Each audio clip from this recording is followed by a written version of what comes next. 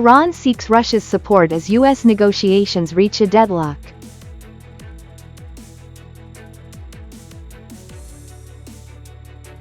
Vietnam ready to chair 11th NPT Review Conference.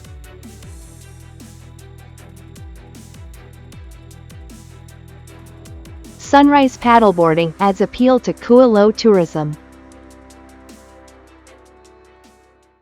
Hello, so good to see you again in today's news. I'm Hwang Yen, and here we go, the first step of the show. On April 26th, Iran's Foreign Minister Abbas Araghchi just left Islamabad for Moscow as efforts continue to maintain talks between Iran and the United States.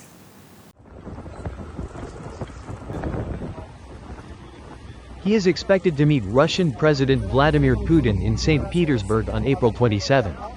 According to IRNA, the meeting will focus on the progress of talks, the ceasefire, and recent developments in the conflict. Russia and Iran, both under Western sanctions, have strengthened ties in recent years. During his visit to Islamabad, Araghchi is also expected to convey Iran's conditions to Pakistan, which is acting as a mediator. Despite efforts to resume talks, major differences remain between the two sides, especially over the Strait of Hormuz, restrictions on Iranian ports, and uranium enrichment. According to the Israeli Prime Minister's office, Prime Minister Benjamin Netanyahu has ordered military to step up the strikes against Hezbollah targets in Lebanon.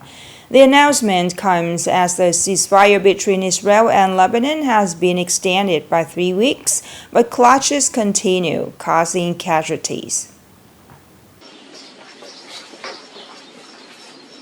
In a related development, the Israel Defense Forces said it had carried out airstrikes on infrastructure believed to be used by Hezbollah for military purposes across southern Lebanon. The Israeli military reported that more than 15 Hezbollah fighters had been killed and said it would continue its operations, while warning civilians not to return to dozens of locations in the south. Amid rising tensions, Israeli media quoted security officials as warning that the ceasefire agreement could collapse. Although both sides agreed on April 23 to extend the ceasefire by 3 weeks under U.S. mediation, fighting between Israel and Hezbollah has continued in southern Lebanon, causing casualties and damage, and casting doubt on prospects for a lasting peace. Ahead of the 11th Review Conference of the Treaty on the Non-Proliferation of Nuclear Weapons, or NPT, the Ambassador Do Hung Viet, the head of Vietnam's permanent mission to the United Nations and the president-designate of the conference, met with the international media in New York last week. Speaking at the meeting, Ambassador Do Hung Viet highlighted the significance of the upcoming conference. As global security remains complex and multilateral arms control and disarmament mechanisms face increasing challenges. Earlier, at a press briefing organized by the United Nations Correspondents Association, Acting Secretary General of the conference Christopher King commended Vietnam's efforts, commitment, and contributions to nuclear non-proliferation. He emphasized that Vietnam's designation as chair reflects the international community's confidence in its leadership, its spirit of dialogue, and its constructive and effective approach to sensitive global issues. The NPT was signed in 1968 and entered into force in 1970. It currently has 191 member states. With a proactive, responsible, and dialogue-driven approach, Vietnam is expected to work with other countries to seek balanced solutions and contribute to a meaningful and substantive outcome for the conference. Upcoming are some updated news. According to the World Trade Organization, Vietnam ranked 18th among the world's top 30 exporting economies in 2025, with total export turnover reaching $473 billion.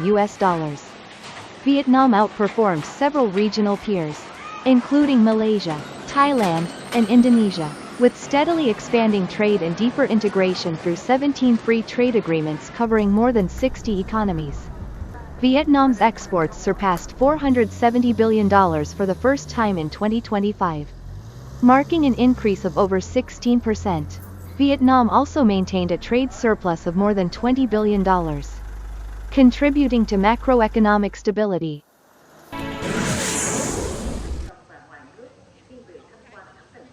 According to the Hanoi Department of Tourism, in April 2026, the capital welcomed an estimated 3.09 million visitors, up 13.3% year-on-year. Of the total, international arrivals reached around 780,000, an increase of 6.9%. In the first 4 months of the year, Hanoi received approximately 12.14 million visitors, including 3.29 million international tourists. Total tourism revenue exceeded 50 trillion dong, up 22.8% compared to the same period in 2025. With strong growth in both visitor numbers and revenue, Hanoi's tourism sector is showing clear momentum following its recovery period. This upward trend reflects the effectiveness of stimulus measures and service improvements, while laying the groundwork for the city to achieve its target of welcoming more than 12 million international visitors by 2030.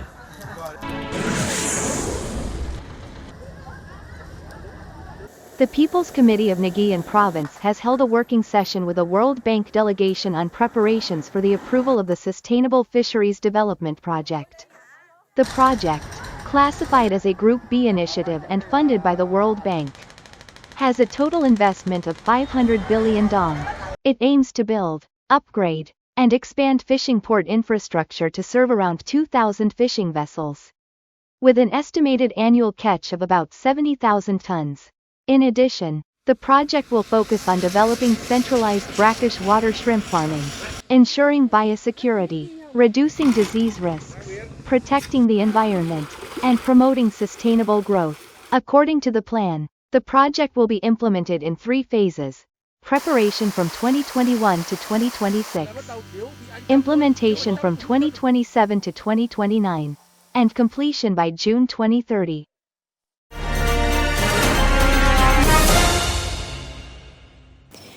This summer, in addition to swimming and familiar beach activities, tourists in Cua Lo can now try stand-up paddleboarding or SUP to watch the sunrise at sea. Easy to learn and enjoyable, the activity offers a relaxing experience while also providing a light workout. It is quickly becoming a popular trend among young people and visitors. More in the story today.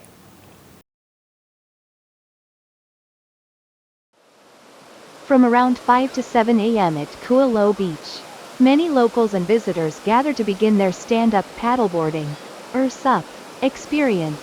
In the calm early morning setting, colorful paddleboards glide gently across the water, creating a lively and energetic scene to start a new day by the sea. For many, the appeal of SUP lies in being immersed in the vast ocean space, listening to the waves, enjoying the cool breeze, and watching the sun slowly rise over the horizon.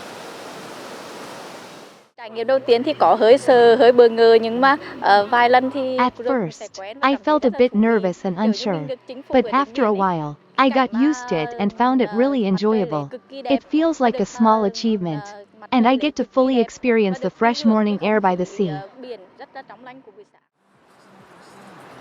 Beyond being an enjoyable leisure activity, stand-up paddleboarding, or SUP, is also a full-body workout. Maintaining balance and paddling helps strengthen the shoulders, arms, legs, and core. At the same time, exercising outdoors and connecting with nature can reduce stress, improve mood, and enhance overall well-being. Paddling in the morning gives me great energy to start a new day. Once a relatively new activity, SUP is now becoming a highlight of Cua Lo's tourism this year. Out on the open sea, watching the sunrise and enjoying a sense of freedom and relaxation offers visitors a truly memorable experience. The last story to send it our news today. Thank you so much for your attention. Goodbye for now and see you later.